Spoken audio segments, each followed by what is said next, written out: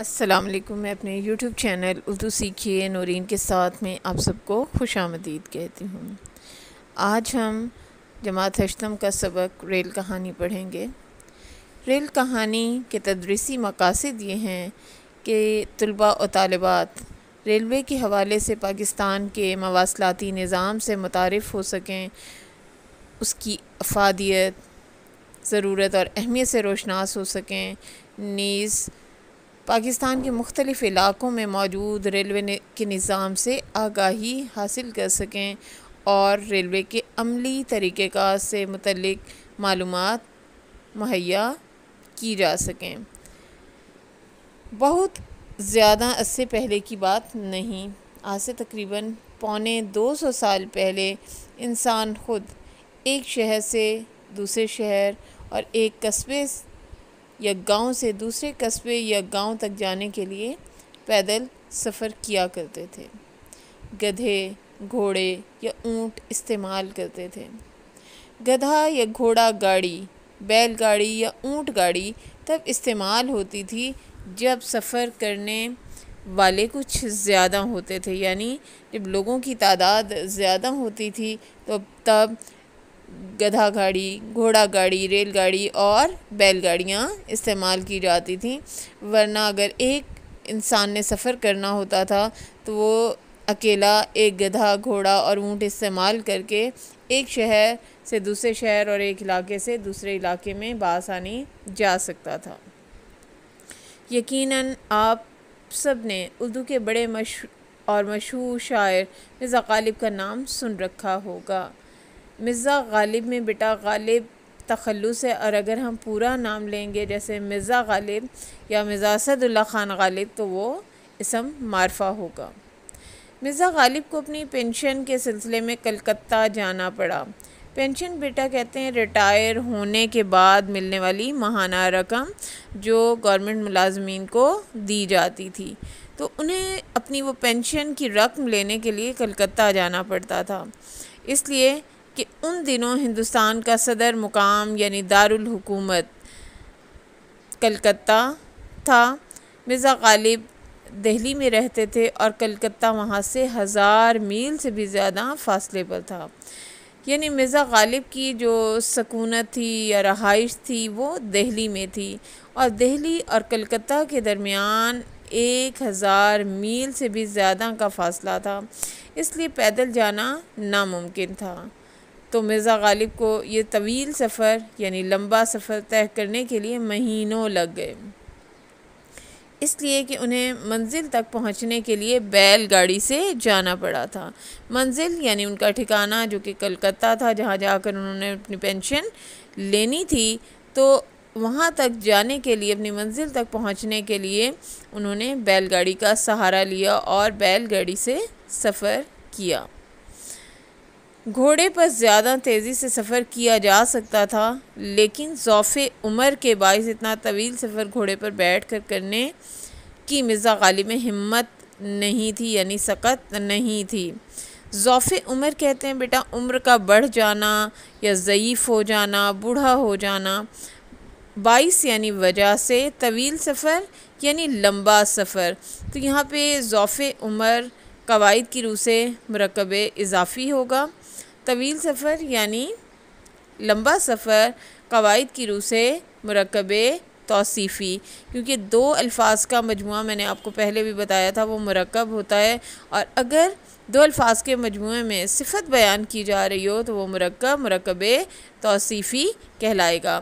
اسی طرح یہاں پر آپ دیکھیں جیسے گدھا، گھوڑا، اونٹ، مرزا غالب، کلکتہ، دہلی، یہ سب اسم معرفہ ہیں کیونکہ یہ سب خاص نام ہیں۔ مرزا غالب میں ہمت نہیں تھی، یعنی طاقت نہیں تھی، حوصلہ نہیں تھا کہ وہ اتنا لمبا سفر جو ہے وہ گھوڑے پر کریں۔ 1000 میل کا سفر کم نہ تھا، اور چونکہ وہ ضعیف ہو گئے تھے، بوڑھے ہو چکے تھے، اس لیے ان کے لیے سفر کرنا، اتنا لمبا سفر کرنا، وہ بھی گھوڑے کی پیٹھ پر، وہ انہیں بہت مشکل لگتا تھا، اسی لیے انہوں نے بیل گاڑی کا سہارا لیا۔ غالب کے زمانے میں لوگ دریاؤں میں کشتی کے ذریعے سے بھی سفر کرتے تھے۔ آج سائنسی ایجادات کی وجہ سے ایک جگہ سے دوسری جگہ سامان پہنچانے یا خود جانے کے لیے موٹر کاریں، لاریاں، بسیں، ٹرک، ریل گاڑیاں میسر ہیں، یعنی دستیاب ہیں، بآسانی ہمیں مل جاتی ہیں کہ ہم پہلے دور کے لوگوں کی طرح مشقت بھرا سفر نہیں کرتے، ہمیں پیدل نہیں جانا پڑتا اور ہمیں گدھے، گھوڑے اور اونٹ پر سفر نہیں کرنا پڑتا، بلکہ ہم بآسانی موٹر کاریں، لاریاں، بسیں استعمال کرتے ہیں، ریل گاڑیوں کے ذریعے سے بآسانی سفر کر لیتے ہیں۔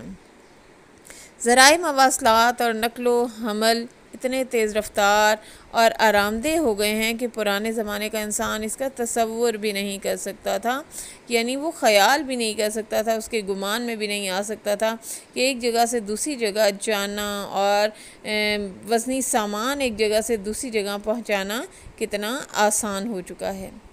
پاکستان میں اس وقت لوگوں کے خود ایک مقام سے دوسرے مقام تک جانے اور ان کا نجی یا تجارتی سامان پہنچانے کے لیے 4 قسم کے ذرائع استعمال کیے جاتے ہیں۔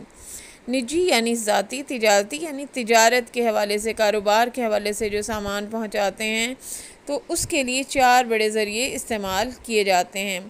پہلا ہوائی جہاز، سڑکوں پر چلنے والی سواریاں جیسے کاریں، بسیں، ویگنیں یا بار برداری کی گاڑیاں۔ بار برداری کہتے ہیں بیٹا سامان اٹھا کر لے جانا یا وزنی سامان کو ایک جگہ سے دوسری جگہ پہنچانا، مثلاً چھوٹے بڑے ٹرک اور بحری جہاز اور ریل گاڑیاں۔ اب بیسک جو ذریعے ہیں وہ 4 ہیں، جیسے ہوائی جہاز ہے، گاڑیاں ہیں، اسی میں کاریں، بسیں، ویگنیں اور چھوٹے بڑے ٹرک آ جاتے ہیں۔ نمبر 3 بحری جہاز اور نمبر 4 ریل گاڑیاں وغیرہ۔ تو یہ 4 ذرائع ہیں جو کہ زمین پر اور آسمان پر اور پانی میں سفر کرنے کے لیے اختیار کیے جاتے ہیں۔ 1947 سے پہلے پاکستان، بھارت اور بنگلہ دیش کے علاقوں پر انگریزوں کی حکومت تھی، یعنی حکمرانی تھی۔ اس پورے علاقے کو جنوبی ایشیا بھی کہتے ہیں کیونکہ یہ ایشیا کے جنوب میں واقع ہیں، اور برصغیر پاک و ہند بھی، یعنی اسے برصغیر پاک و ہند کا نام بھی دیا جاتا ہے۔ جب پاکستان اور بھارت الگ نہیں ہوئے تھے، بنگلہ دیش الگ نہیں ہوئے تھے، تو یہ پورا خطہ جنوبی ایشیا بھی کہلاتا تھا اور برصغیر پاک و ہند بھی کہلاتا تھا۔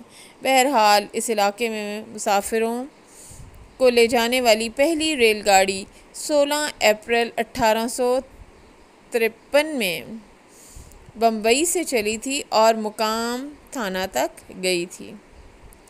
اس کے تقریباً 9 سال بعد ممبئی سے دہلی تک ریلوے لائن بچھا دی گئی اور دونوں شہروں کے درمیان ریل گاڑیاں چلنے لگیں۔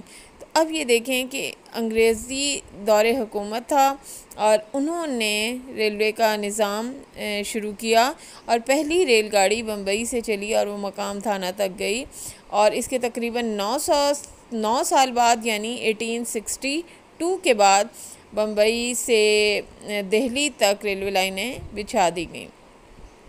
اب یہاں پر بیٹا جتنی بھی جگہیں ہیں جیسے پاکستان، بھارت، بنگلہ دیش اور انگریز، جنوبی ایشیا، برصغیر پاک و ہند، ممبئی، دہلی، یہ سب اسم معرفہ ہیں۔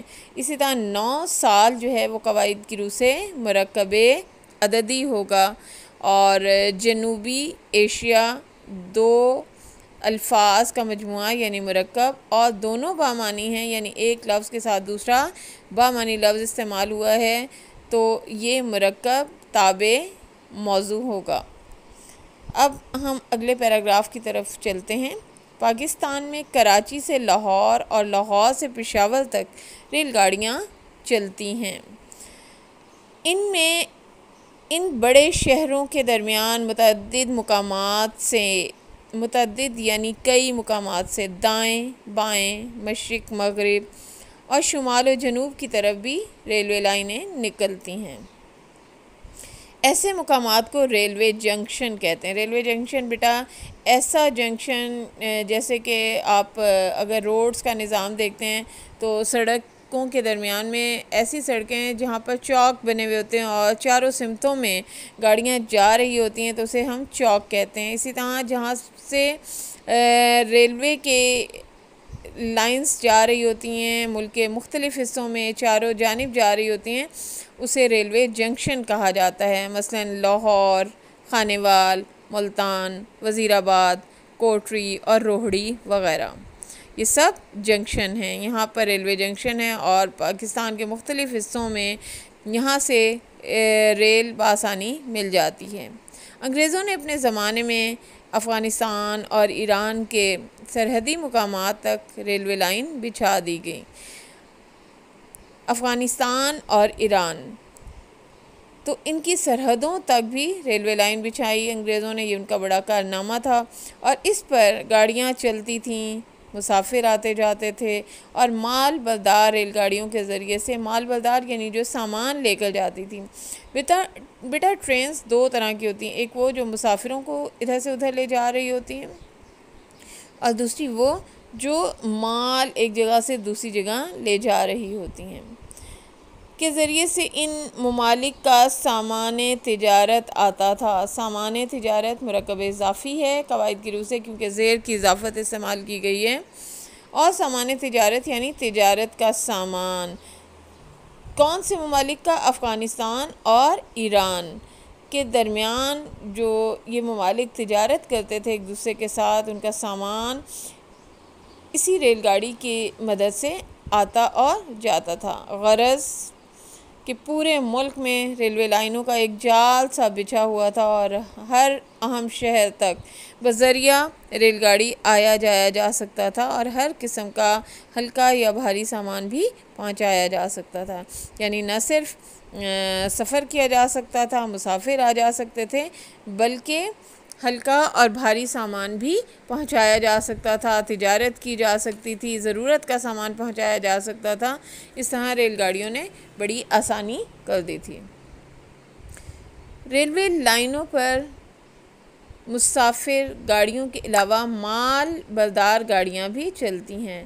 مسافر گاڑیوں یعنی مسافر لے جانے والی، اور مال بردار یعنی سامان لے جانے والی، یہ گاڑیاں بھاری اور نازک سامان کو دور دراز مقامات تک حفاظت کے ساتھ پہنچانے کا بہترین ذریعہ ہیں۔ دور دراز یعنی دور کے مقامات تک بحفاظت پہنچانے کا یہ عمدہ اور بہترین وسیلہ ہیں اور ذریعہ ہیں۔ مال گاڑیوں کے ڈبے اتنے بڑے بڑے کھلے اور مضبوط ہوتے ہیں کہ ہر قسم کا سامان ان میں محفوظ رہتا ہے، یعنی انہیں نقصان نہیں پہنچتا، اور بآسانی بڑے سے بڑا سامان اس میں سما جاتا ہے اور انہیں دور دراز کے مقامات تک آسانی سے پہنچایا جا سکتا ہے۔ پاکستان میں ریلوے کا نظام بتدریج خراب ہوتا جا رہا ہے، جس کی وجہ سے بطور ذریعہ نقل و حمل اس پر سے لوگوں کا اعتماد اٹھتا جا رہا ہے، جبکہ اس کے برعکس ترقی یافتہ ممالک میں ریل گاڑیوں کو مسافر اپنے سفر کے لیے سب سے زیادہ آرام دہ اور محفوظ سمجھتے ہیں۔ وہ کہہ رہے ہیں کہ پاکستان میں چونکہ روز بروز آہستہ ریلوے کا نظام خراب ہو رہا ہے، اس لیے لوگ اس پر بھروسہ نہیں کرتے، اعتماد نہیں کر رہے، اور اس پر سفر کرنا پسند نہیں کرتے، اس پر مال تجارت بھیجنا پسند نہیں کرتے، جبکہ اس کے برعکس جو ترقی یافتہ ممالک ہیں وہاں پر ریل گاڑیوں کو مسافر اپنے سفر کے لیے سب سے زیادہ آرام دہ اور محفوظ سمجھتے ہیں۔ وہ سمجھتے ہیں کہ اس پہ وہ بآسانی سفر کر سکیں گے، اس میں ان کا پیسہ بھی بچے گا اور ان کا سامان بھی بحفاظت منزل تک پہنچ جائے گا، اور بھاری سامان کو ایک مقام سے دوسرے مقام یعنی ایک جگہ سے دوسری جگہ پہنچانے کے لیے بھی اسی کو دوسرے ذرائع نقل و حمل پر فوقیت دیتے ہیں، یعنی وہ برتری دیتے ہیں اور برتر سمجھتے ہیں، بہتر سمجھتے ہیں کہ وہ کسی اور ذریعے سے اپنا سامان بھیجیں بنسبت ریلوے لائن کے، یعنی وہ ٹرینز کو دیگر ذرائع نقل و حمل پر برتری دیتے ہیں، فوقیت دیتے ہیں۔ لمبے سفر کے لیے خاص طور پر ریل گاڑی کے سفر سے زیادہ آرام دہ اور محفوظ وسیلہ سفر اور کوئی نہیں۔ محفوظ یعنی حفاظت، بحفاظت ہم اس کے علاوہ کسی اور ذریعے سے نہیں پہنچ سکتے، اور لمبا سفر کرنے کے لیے ریل گاڑی سے زیادہ بہتر سفر کوئی اور نہیں۔ یہ درست ہے، یعنی صحیح ہے کہ اب کراچی سے لاہور تک کے طویل سفر کے لیے بسیں بھی چلنا شروع ہو گئی ہیں۔ طویل یعنی لمبے سفر کے لیے وہ خاصی آرام دہ بھی ہیں، لیکن جیسا آرام ایک اچھی ریل گاڑی میں مسافر کو مل سکتا ہے وہ بس میں ممکن نہیں۔ اب وسیلہ ظفر بیٹا یہاں پہ یعنی سفر کا ذریعہ، محفوظ یعنی جو محفوظ ہے، محفوظ طریقے سے جس میں ہم سفر کر سکتے ہیں، اپنا سامان ادھر سے ادھر پہنچا سکتے ہیں، تو اس کے لیے سب سے بہترین ذریعہ ریل گاڑی ہے۔ تو یہاں پر مصنف بیٹا کہہ رہے ہیں کہ جو آرام ریل گاڑی میں مسافر کو مل سکتا ہے، وہ جتنی بھی اچھی عمدہ بس ہے، اس میں تمام سہولیات بھی موجود ہوں، اس کے باوجود بھی بس میں وہ آرام ملنا ناممکن ہے۔ یہاں پر بیٹا مسافر اسم فاعل ہے قواعد کی روح سے۔ ریل گاڑی کی مسافر بردار کوچ میں سفر کرتے ہوئے اپنی نشست پر بیٹھے بیٹھے اگر کوئی تھک جائے، نشست یعنی کرسی یا سیٹ، تو وہ بآسانی یعنی آسانی سے نشستوں کے درمیان کھڑا ہو سکتا ہے، اور ادھر ادھر پھر کر بیٹھے رہنے کے سبب یعنی وجہ سے اکڑ جانے والی ٹانگوں کو سکون پہنچا سکتا ہے۔ یعنی وہ ٹانگیں جو لگاتار سفر کرنے سے اکڑ گئی ہیں، وہ بآسانی انہیں سکون دے سکتا ہے چل پھر کر، اور ضرورت پڑنے پر کوچ کی واش روم میں بھی جا سکتا ہے، اور سفر کے دوران میں سہولت سے کھا پی سکتا ہے، کیونکہ ریل گاڑی میں ڈبوں کے اندر اور کھڑکیوں کے سامنے چھوٹے چھوٹے ٹیبلز لگے ہوئے ہوتے ہیں، اور شیلفز بنی ہوئی ہوتی ہیں جس پر کھانا رکھ کر سہولت سے کھایا جا سکتا ہے۔ سفر خواہ کتنا ہی آرام دہ ہو، اس میں گھر کے سے آرام کا تو سوچا بھی نہیں جا سکتا، لیکن ریل گاڑی کا سفر ایسا سفر ہے کہ اس میں گھر سے ملتا جلتا آرام سفر کے دوران میں بھی مل جاتا ہے۔ بچوں کے ساتھ اگر سفر کرنا ہو تو ریل گاڑی سے زیادہ بہترین ذریعہ سفر کوئی نہیں۔ ذریعہ سفر یعنی سفر کا ذریعہ، اور ملتا جلتا قواعد کی روح سے بیٹا مرکب تابع محمل۔ ریل کے ڈبے اتنے کشادہ ہوتے ہیں یعنی کھلے کہ نشستوں کے درمیان خالی جگہ بس کی نسبت زیادہ ہوتی ہے۔ اس کے علاوہ نشستوں کے ساتھ ایک لمبی راہداری ہوتی ہے، یعنی راستہ جس میں بچے آسانی سے چل پھر سکتے ہیں، اور دوران سفر میں بچوں کو پیشاب وغیرہ کرانے میں بھی سہولت ہوتی ہے، یعنی آسانی ہوتی ہے، کیونکہ جب آپ بس پہ جا رہے ہوتے ہیں تو بار بار بس کو روکنا اور بچوں کی یہ بنیادی ضرورت کو پوری کرنا مشکل ہوتا ہے، لیکن ریل میں اس قسم کے مسائل پیش نہیں آتے۔ ریل کا سفر ہر اعتبار سے آرام دہ اور محفوظ ہے۔ کار یا بس جتنی بھی آرام دہ اور کشادہ ہو، یعنی کھلی اور بڑی ہو، ریل کی مسافر کوچ جیسی آرام دہ اور کشادہ نہیں ہو سکتی۔ یعنی بس سے زیادہ آرام دہ سفر ریل کا ہوتا ہے، اور یہ کوچ زیادہ آرام دہ اور کشادہ ہوتی ہے۔ سڑک پر سفر میں ہچکولے لگتے ہیں، یعنی جھٹکے لگتے ہیں، سڑک کہیں خراب بھی ہو سکتی ہے اور ناہموار بھی، مگر ریل کا سفر ایسا ہموار کہ یوں لگتا ہے سفر نہیں کر رہے، گھر میں بیٹھے ہیں۔ یعنی نہ کوئی جھٹکا اور نہ ہی کوئی ہچکولے، نہ سڑک کی خرابی کے مسائل، بلکہ سکون کے ساتھ جیسے گھر میں لیٹے اور بیٹھے ہوئے ہوتے ہیں، بالکل ویسے ہی ہم ریل گاڑی میں بھی سفر کر سکتے ہیں۔ پاکستان میں ریل کا نظام انگریزوں کے زمانے میں قائم ہوا تھا۔ انگریز تو چلے گئے لیکن یہ نظام موجود ہے۔ ہم اس سے بے شمار فوائد حاصل کر سکتے ہیں، بے شمار یعنی ان گنت فوائد۔